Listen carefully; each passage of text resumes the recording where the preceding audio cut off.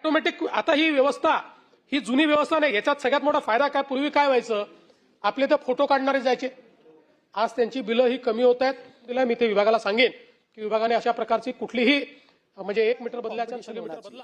Smart meter postpaid आहेत. आता आपण आधी म्हटलं तर प्रीपेडचा अर्थ असा होता की तुम्हाला आधी पैसे भरून महिन्याभराचं ते विकत घ्यावं लागायचं ऍडव्हान्समध्ये. आता हे पोस्टपेड, म्हणून लोकांचा विरोध होता की तुम्ही प्रीपेड घ्यायला लावू नका आम्हाला. माननीय अध्यक्ष महोदय, मुळामध्ये जे स्मार्ट मीटर्स आहेत ते लावण्याच्या संदर्भातला निर्णय शासनाने घेतला होता. याचं कारण आपल्याला जेव्हा केंद्र सरकारने 29,000 कोटी रुपयाची RDSS स्कीम दिली, त्या स्कीमचा एक भाग प्रीपेड स्मार्ट मीटर प्रत्येक ग्राहकाला लावणे असा होता. त्याच्यावर खूप मोठ्या प्रमाणात आक्षेप आले. त्यामुळे पहिल्या टप्प्यामध्ये आपण फीडर मीटर पूर्ण केले, डिस्ट्रीब्युशन मीटर पूर्ण केले आणि जेवढ्या सरकारी आस्थापना आहेत त्या सरकारी आस्थापनांना आपण आता स्मार्ट मीटर्स प्रीपेड हे लावलेले आहेत. आपण ही घोषणा केली होती की नॉर्मल जे ग्राहक आहे यांना प्रीपेड मीटर आपण लावणार नाही. आपण त्या घोषणेवर कायम आहोत. नॉर्मल ग्राहकांना आपण प्रीपेड मीटर लावत नाहीये, त्यांना स्मार्ट मीटर लावतो.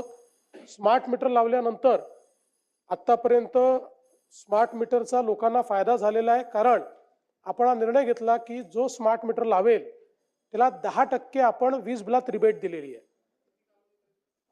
जवळपास 2 वर्ष दिली, मी एक्झॅक्ट मला आता आठवत नाही, पण त्यांना रिबेट दिलेली आहे.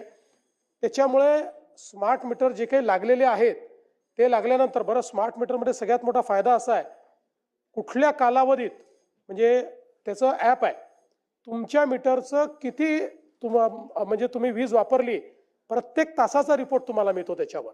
त्यामुळे ते तुम्ही व्हेरीफाय करू शकता आणि म्हणून लोकांना ते आवडून राहिले. त्याच्यामध्ये दुसरं, आपण पूर्ण 24/7 त्याच्याकरता एक कंप्लेंट मॅनेजमेंट सिस्टीम ठेवलेली आहे.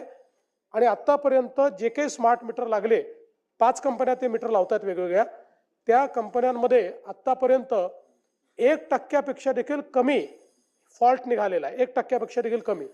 तथापि आपण जे लक्षात आणून दिलेलं आहे, कोणी हजर नसताना जर त्या ठिकाणी मीटर बदलण्यात येत असेल तर हे चुकीचं आहे. त्या संदर्भात आदेश दिले जातील. ज्यावेळेस तो व्यक्ती त्या ठिकाणी हजर असेल त्याच वेळी आपण हे मीटर लावू.